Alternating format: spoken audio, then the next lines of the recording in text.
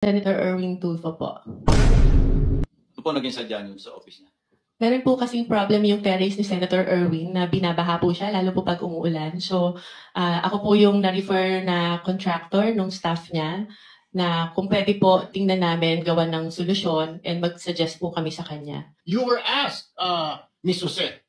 Yes, Your Honor, because I am of honest belief na wala po talaga kami. You were not bakit nababanggit ang pangalan mo dito ngayon? Eh meron ka palang kinalaman din sa mga proyekto sa Bulacan na yan. Sabi po ni Senate President Pro Temp Senator Ping Lacson in one of his interviews mentioned that you were in the Senate premises on August 19. Tama po ba? I was there, Your Honor. You were Yes, here? Your Honor. Yes po, Your Ano Honor. po ginagawa niyo dito?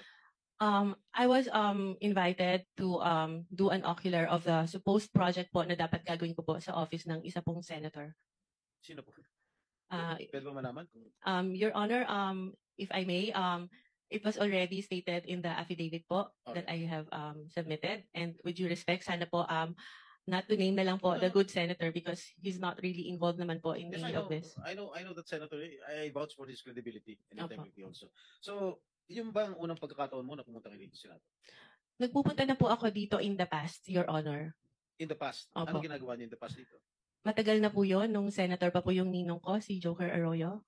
Kasi po, bumibisita po ako sa kanya and yung mga kaibigan ko po sa Broome. So, sino-sino mga pinupunta? Senator Jinggoy, in fairness to all the senators, not only those present here, I would suggest that Ms. Jose or Mrs. Jose should identify kung kaninong office siya nagpunta. Okay, Senator Erwin Tulfo po. Ano po naging sadya niyo sa office niya? Meron po kasing problem yung terrace ni Senator Erwin na binabaha po siya, lalo po pag umuulan. So, ako po yung na-refer na contractor nung staff niya na kung pwede po tingnan namin gawa ng solusyon and mag-suggest po kami sa kanya. Yes, Mr. Chair. The permission of Senator Estrada? With the permission of His name Senator. has been mentioned. I think we owe it to him. No? Mr. Chair, the only time that I learned of the Double J construction was through a staff of mine na recommended me this group to fix my veranda on the 5th floor, Mr. Chair. But upon learning her name was mentioned by Engineer Bryce, we immediately requested to cancel all contracts with WJ, where I specifically ordered to terminate our office refurbishment project with WJ. And also, that was on September 9, Mr. Chair.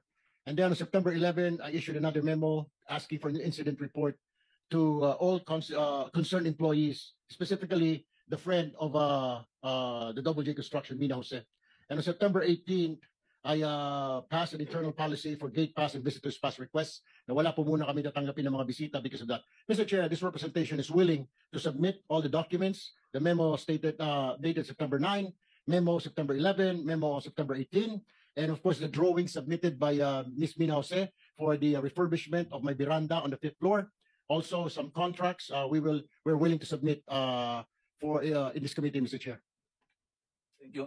Mrs. Jose, meron pong sinabit sa aming opisina yung Director General, CCTV footage. So gusto ko lang malaman din para sa kaalaman ng lahat. Bukod sa opisina ni Senator Erwin Tulfo, saan po pa kayo nagpunta? Meron pa po akong pinuntahang office. At sabi ko nga po, may mga kaibigan po ako sa Broome na tinext ko na papunta ako ng Senate and I want to see them. Can we flash on the screen yung footage ng CCTV? Inamin mo yung Broome. Ano yung Broome? It's the Blue Ribbon Oversight Yes, Office hindi Management, alam Your ng Honor. public. Masusundan na lang natin ito, no? Sa third floor na ba ito? Doon muna sa ground floor. August 19. Yeah. August 19, correct. Sige po, habang tinitingnan nyo, kayo na yung magkakwento kung ano yung flow ng events nung kayo dumalaw dito. Anong Okay, oras? so from Okay. the lobby po, nagsabi po ako na I have a permit to enter the Senate and then tinanong po yung pangalan ko, hinanap po nila sa computer and then nung na-confirm po nila, sabi nila, umakyat ka na sa second floor, dun ka mag-register. So pag akyat po, nakikita nyo po, meron pong separate na bag and body scanner where yung mga guests po dapat mag-pass through muna doon. After po noon, pupunta po sa logbook area, ilalag nyo po yung pangalan nyo, yung phone number nyo, taga saan kayo, and kung saang office kayo pupunta. And hitingan po kami ng ID to verify kung kami po talaga yung nasa list. And that's what I did, Your Honors. Ito po, sa third, ilan na yung pumunta kayo sa Broome, di ba? Yes Sige, po. sige, tuloy nyo lang. Yeah, so dahil nga po nakita ko na yung elevator is cramped and dalawa lang po yung para sa mga senators, isa lang po yung sa guests, and natatakot ako na pumasok sa cramped elevator because I don't have my mask. I took the stairs po. And dumaan po ako kay Beng. Inuna ko po muna siya dahil sa totoo lang po, nakiusap po ako sa kanyang mag-prepare or mag-print ng sample proposal na i-attempt ko po sanang i-present kay Senator Erwin. So dumaan po ako doon briefly. Nagpicture pa nga po kami, and I texted my other friend sa room who was at that time in the session hall to tell her na, hey, nandito na ako. So after po noon, umakyat na ako dahil nagagalit na po sa akin yung staff ni Senator, bakit daw po ang tagal ko, sandali lang daw po si Senator para explain sa akin kung anong gusto niyang gawin. So umakyat na po ako sa office ni Senator Erwin Tulfo. Mr. Chair, may I also add that we'll be submitting a screenshot of the text message between my staff and Ms. Mina Jose.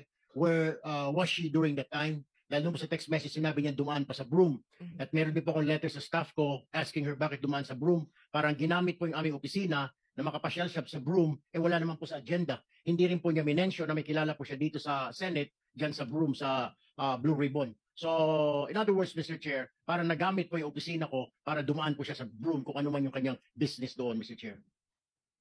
My apologies, Your Honor, if that appeared that way. It was just my intention to see my friend, especially when I heard that Beng is suffering from cancer and I haven't seen her in a long time. So I thought it was an opportunity for me to also visit her. Mr. Chair, the question is, you should have told us na may kaibigan ka under investigation. My staff even asked me, Mr. Chair, if you would remember and you lied. Sinabi namin, baka ikaw sabit ka dito sa flood control. Wala po kami, hindi po kami sabit dyan. Ang mga project ko, 30 million. Do you remember that? You were asked, Ms. Jose. Yes, Your Honor, because I am of honest belief na wala po talaga kami. You were not, bakit nababanggit ang pangalan mo dito ngayon? Meron ka palang kinalaman din sa mga proyekto sa Bulacan na yan. Why did you tell us straight up? Had you told us na meron kang sabit sa mga project sa Bulacan, we wouldn't have let you step in the Senate, Ms. Jose. Your Honor, prior to the text message that was shared by Bryce, nagulat po talaga ako dahil wala po kaming pinasukang project. We never joined any bidding. We never Mr. submitted Chair, any documents. hindi nga po Mr. Chair, sinasabi parang lumalabas na isa ka sa conduit, isa ka sa mga sabit na nagdala ng pera, something to that effect. Hindi ko naman sinasabi na kasama ka sa proyekto, pero sabit ka sa problema sa flood control. You should have told us. You should have informed my staff na pumunta ka rito na dadaan po muna ako. How hard is that to say? Pakisabi kay Senator, dadaanan ko muna yung kaibigan ko sa Broome na may sakit na cancer. Why didn't you do that, Ms. Jose, Mr. Chair? Your Honor, I don't think Senator Erwin is privy to the conversation with the staff Yes, to yeah. whom I have mentioned before. Senator this- Erwin, please no. I think si Bryce was the one who made that assertion, Yes, Your Honor. implying that WJ